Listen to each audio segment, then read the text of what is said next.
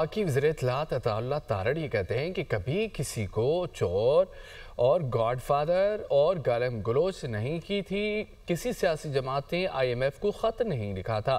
P T I نے ملک و معیشت کو شدید نقصان پہنچایا. پی ٹی آئی نے کردار کشی اور نفرت کی سیاست کو فروغ دیا. لاہور میں تقریب سے خطاب کرتے ہوئے ان کا مزید یہ کہنا تھا کہ نوجوانوں کے ذہن میں نواز شریف سے متعلق زہر بھرا گیا. سازش کے ذریعے لوگوں کو گمراہ کرنے کی کوشش کی گئی.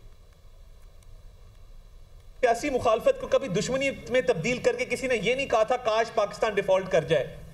کسی سیاسی جماعت نے آج تک آئی ایم ایف کو لیٹر نہیں لکھا تھا کہ پاکستان کی امداد اس بنیاد پہ نہ کی جائے کہ ہمارے مخالف جو ہیں وہ برسر اقتدار ہیں اس لیے پاکستان کی امداد نہ کی جائے.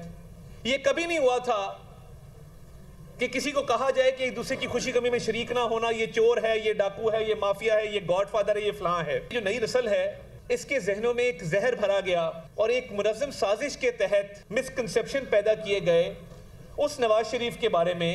اس ملک کے اندر ڈیولپمنٹ، تعمیر و ترقی چپا چپا نواز شریف اور نواز شریف کی پارٹی، نواز شریف کی خاندان کی چھاپ ہے اس کے اوپر.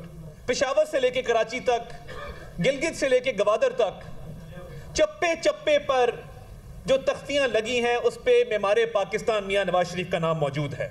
اور آج بھی وہ خدمت کا سفر مرکز میں ان کے بھائی میاں شہباز شریف بڑے احسن طریقے سے لے کے چل رہے ہیں اور ان کی صاحبزادی پنجاب کے اندر مریم نواز شریف صاحبہ بہت اچھے طریقے سے لے کے چل رہی ہیں.